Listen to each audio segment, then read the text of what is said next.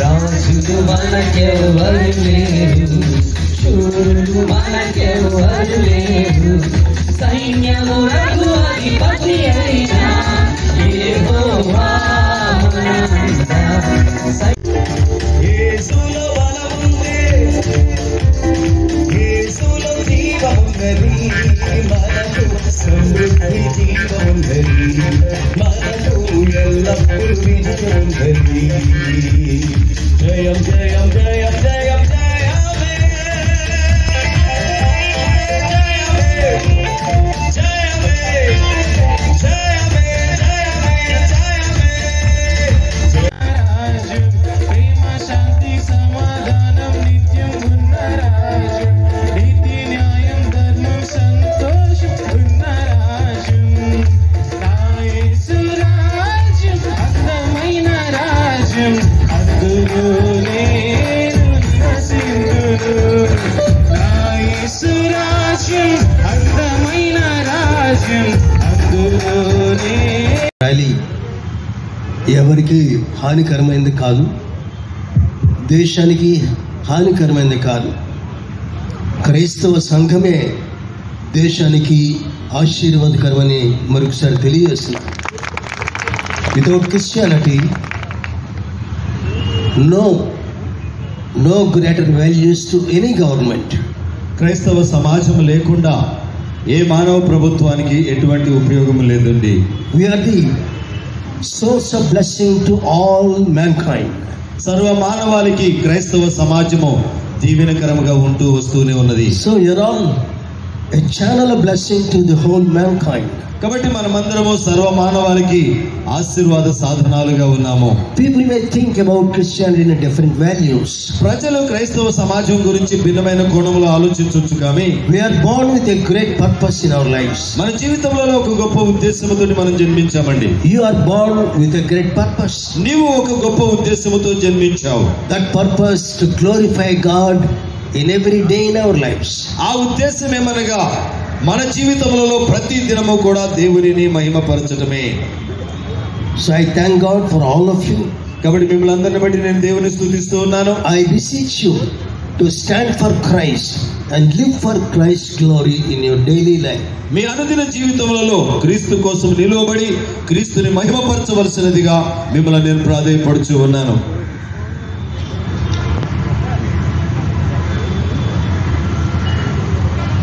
I hope you might have recognized this fact in your life.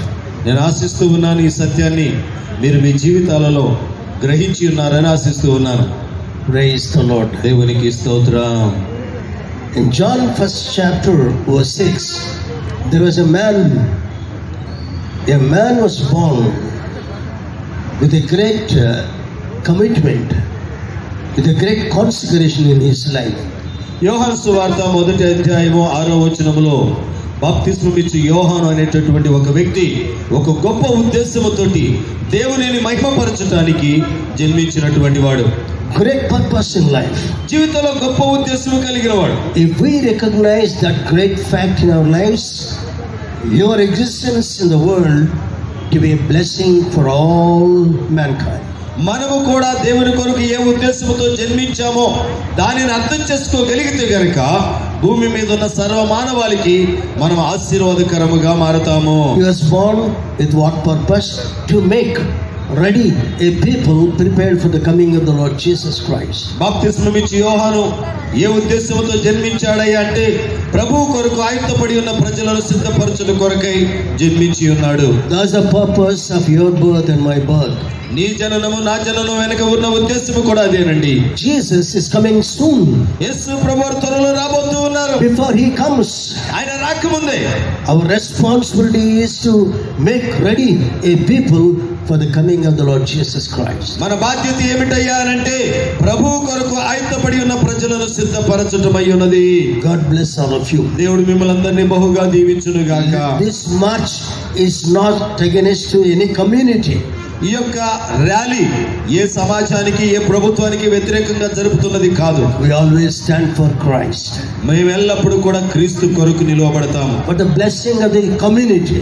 సమాజం యొక్క మేలు కొరకు మేము నిలవబడతాం. Praise the Lord. దేవునికి స్తోత్రం. Thank you, Nana. అందరికీ వందనాలు. Thank you. రవి కోటి తేజుడు రమ్యమైన దేవుడు, రవి కోటి తేజుడు రమ్యమైన దేవుడు, రారాజుగా వచ్చుచున్నాడు యేసు, రారాజుగా వచ్చుచున్నాడు యేసు, రాజుగా వచ్చుచున్నాడు. లోకమంతా తెలుసుకుంటారు యేసు రాజుగా వచ్చుచున్నాడు, లోకమంతా తెలుసుకుంటారు.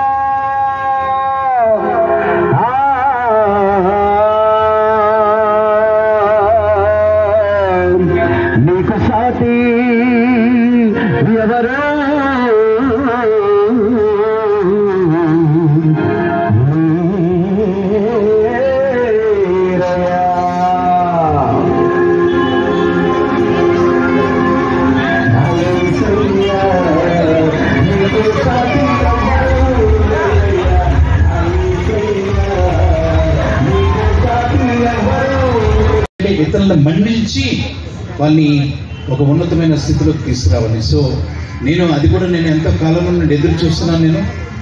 సో వన్స్ అగైన్ మన యొక్క పోరు లేకపోతే మన యొక్క బాధ, మన యొక్క కన్నీరు ప్రభుత్వం పట్టించుకోవటం లేదు. అయినా నో ప్రాబ్లం, ఎందుకంటే అది పట్టించుకోవడం గల కారణం ఒకటే నేను చెప్తున్నాను, ఏంటంటే ఎప్పుడైతే మనం ఐక్యతగా వస్తామో అప్పుడు వాళ్ళు షేక్ అవుతారు. ఏదో కామన్గా ప్రతిసారి మనం అంటూ ఉంటాం ఒక మాట ఏంటంటే we are not ordinary people, we are extraordinary people అంటాం. ఏది where is that extraordinariness? You and I have to do something for our city of Vizag. నీవు నేను కలిసి ఏదైనా ఒకటి సాధించాలి. సో వన్స్ అగైన్ ఈ ప్రభుత్వం వారు ఎన్నడూ లేని రోడ్స్ మనకిచ్చి ఈ యొక్క కార్యక్రమాన్ని జయప్రదంగా జరిపించడానికి వాళ్ళు మనకి ముందుకు వచ్చారు. So I appreciate the government also. ఎప్పుడు ఇవ్వలేదు ఇటువంటి రోడ్డు, ట్రాఫిక్ రోడ్డుని ఏదో చిన్న రోడ్లు ఇచ్చి, కానీ they have given us a wonderful road for our exposure. So I once again thank the authorities for giving us the wonderful privilege. ఇది క్రైస్తవ సమాజ అవసరత. మీరందరూ స్వచ్ఛందంగా వచ్చారు, దానికి దేవుని నామానికి మహిమ కలుగును గాక. తదుపరి కూడా ఇలా స్వచ్ఛందంగా వస్తారనే ఆశిస్తున్నాం.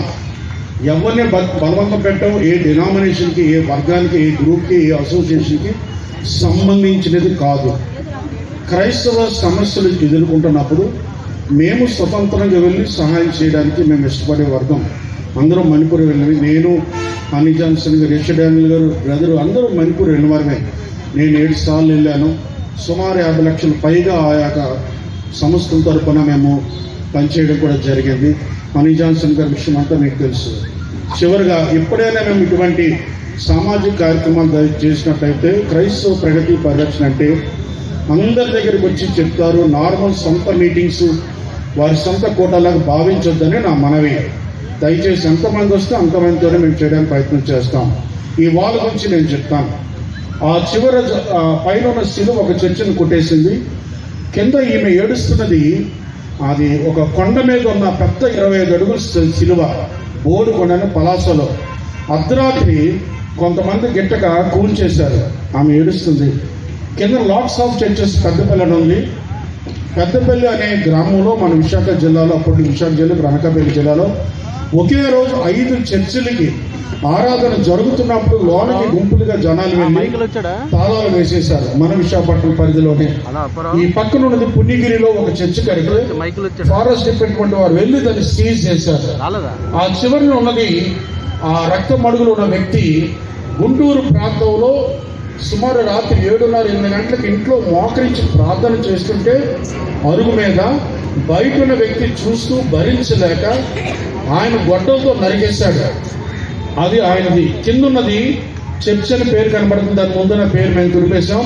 అదే వాళ్ళందరూ గుంపునంగా మనం అందరం సాగిపోతాం. ఒకసారి దేవుని స్తోత్రం చెప్తాం.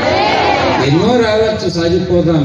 ఇప్పుడు నీరో చక్రవర్తులు, స్టాలిన్, రకరకాల మంది చాలామంది వచ్చారు. ఎక్కడ నెబుకద్నెజర్ మొదలుకొని వరకు అందరూ కూడా దేవుని ముందు అందరూ జీరోలు అయిపోయారు. ఎందుకంటే విజయం దేవుంది, యేసయ్యదే విజయం. కాబట్టి మరింత రోషం కలిగి ఎక్కడ ప్రార్థనలో ఉందాం. మనం సంఘాలన్నిటి కొరకు, సేవకులందరూ ప్రార్థన చేద్దాము. ఇలాంటి ఉద్యమాలు మనమేం అక్కర్లేదండి. వేల మంది ఇక్కడికి వచ్చి ప్రార్థన చేస్తే చాలండి. పరిశుద్ధాత్మ దిగి వచ్చి మొత్తం సిటీ అంతా రూపురేఖలు మారిపోతాయని నేను నమ్ముతున్నాను. ప్రార్థన. కాబట్టి దయచేసి ఇంత ర్యాలీని సక్సెస్ చేశారు. ఇందులో అనేకమైన సంస్థలు ఉన్నారు.